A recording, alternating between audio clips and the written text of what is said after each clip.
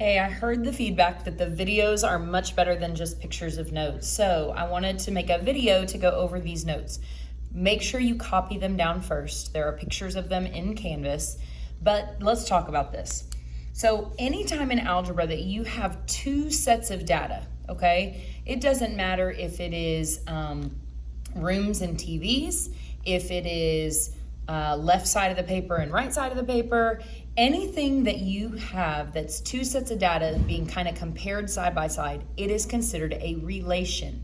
There does not have to be a relationship for it to be a relation. We could graph two really random things together against each other. Like we could collect data from everybody about how tall they are and how many pets they have, okay?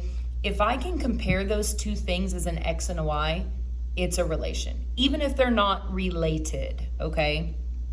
These are all different terms that you will hear used in place of X value. It may be called the independent variable, the input, the domain. I just need you to know that all three of those are things, vocabulary that they will use that means the X values in a relation. And then on the flip side, these are all values that are words that would mean the Y value.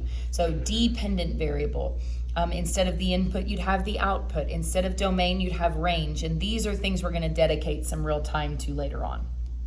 So when you're trying to determine if something is a relation, really you can tell if you can write it as ordered pairs, it's a relation. If you can write it as a table, a graph, or a mapping, it is a relation.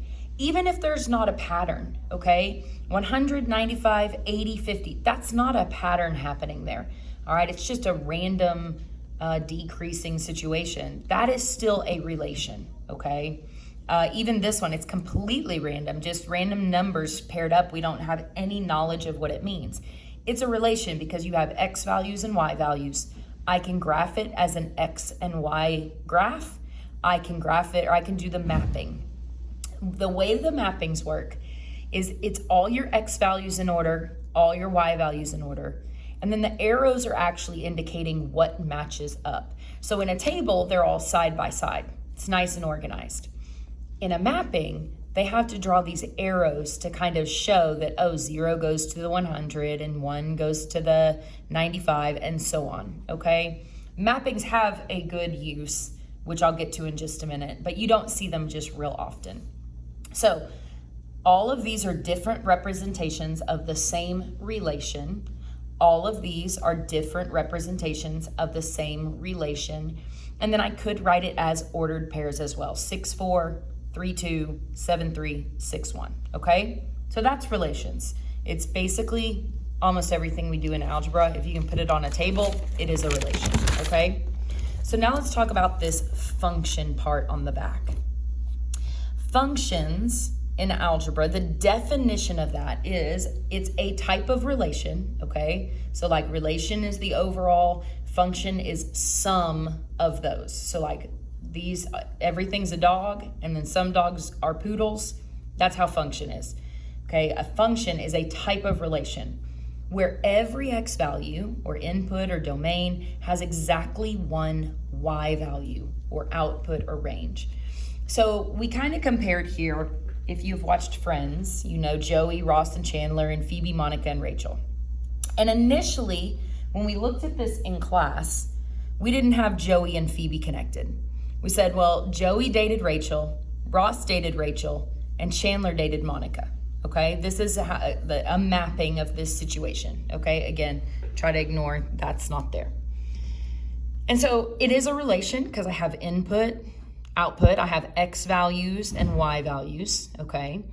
So this says a function is when every X value has exactly one Y value. So Joey has exactly one Y value paired. Ross has exactly one, Chandler has exactly one. It doesn't matter that Joey and Ross both pair up to Rachel, okay? It's still a function. That doesn't matter, all right? Now, as soon as we add in the fact that at some point Joey and Phoebe kind of had a thing, now all of a sudden it is not a function because you now have a Y value that has more than one, or sorry, I said that wrong. You now have an X value that has more than one Y value, okay? So it's pairing up with more than one thing on the y side. It is not a function. The easy way to remember this is you can't have cheating x's, okay? Remember, these are gonna go in order. It always goes x's and then y's. That's the nice thing about x and y, they always go in order. So if you have an x that's cheating, then it's not a function. That's not okay.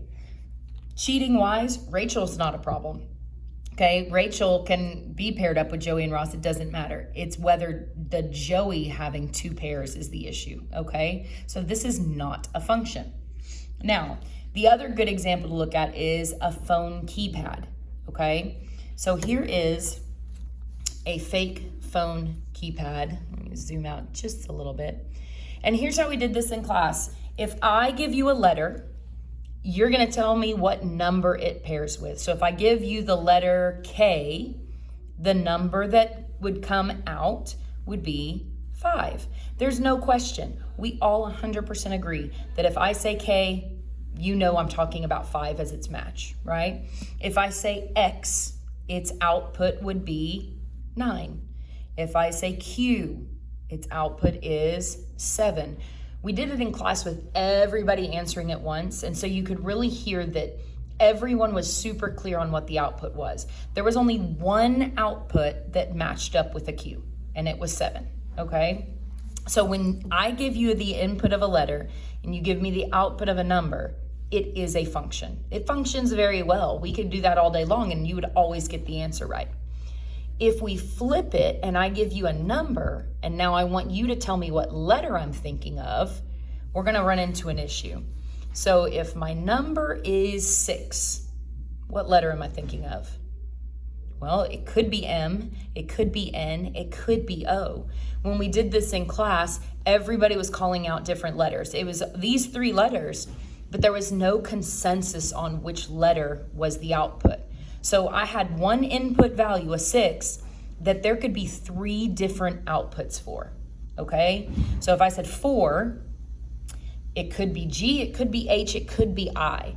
So the other direction, this isn't functioning. Every time we tried to do it, it was really confusing. People were saying different letters. They were like, there's no way I can know what you mean. Well, yeah, exactly. That is not a function. So if you have multiple outputs, then it's a problem. It's not a function. So when we go back and look at the 2 examples we did on the other page, okay, oh gosh, sorry. So this first one, all of my inputs have a very specific output, okay? It all totally matches. I don't have any confusion. If I said 1, you would know it was 95. 2, definitely 80. There's no question whatsoever. So this is a function. This one down here, if I give you an input of 6, well, it could be 4 or it could be 1. So it could go with either of those outputs, okay? As far as the mapping goes, and this is why you see mappings, it's really clear that 6 has 2 different values that it's paired with. So you've got a cheating X here, right? These are your X's. So that cheating X is going to 2 different outputs, which means it's not a function. On the graph, when I look at what's happening at 6, you end up with 2 data points that are stacked on top of each other because the input of 6 has 2 different Y values that it goes with. So it is not a function.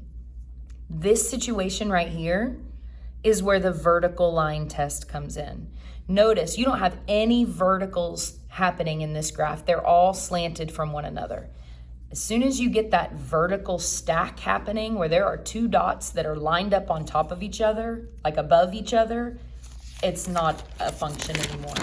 So the vertical line test is, to me, was always the easiest way to tell if something's a function. If that graph has no vertical stacks, then it is a function.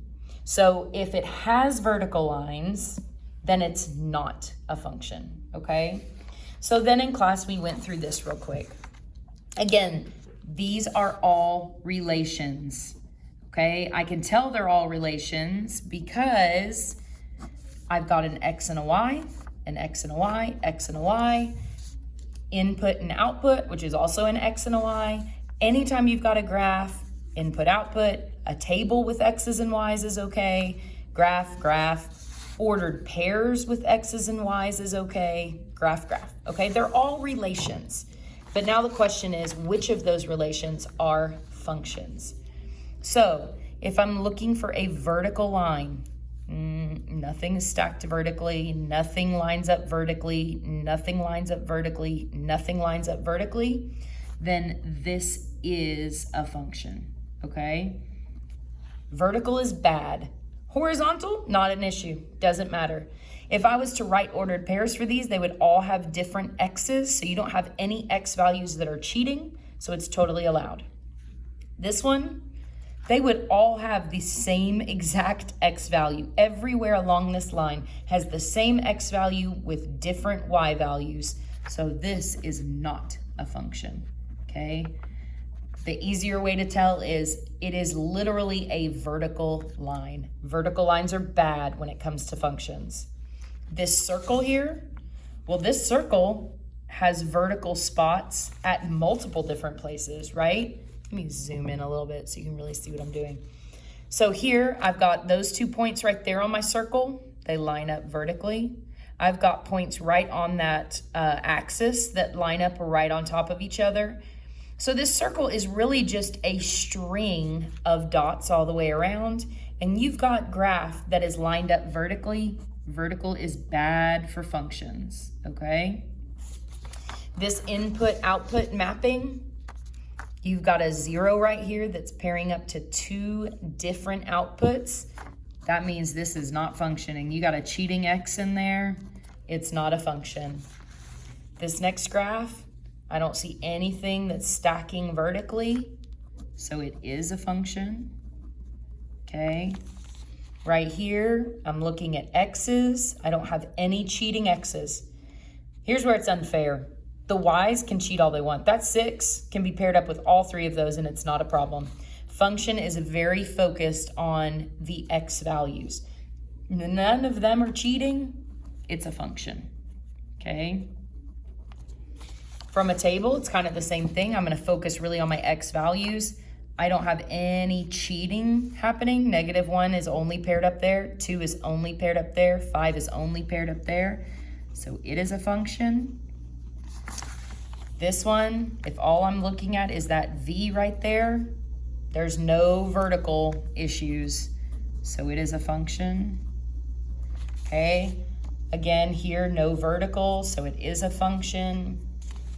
Ordered pairs, if I focus really on the x's, I don't have any cheating x's. Like 2 is not paired up with more than one thing. This doesn't matter. I don't even look at the y's. Honestly, I never even would have noticed that those all go to a 5 because when I'm doing function, I am super focused on x's. So this one is a function. This one is not a function because that vertical stack. And then this has multiple places where that graph stacks up, so it is not a function, okay? I hope that helps with relation and function. I will cover the rest of this stuff tomorrow.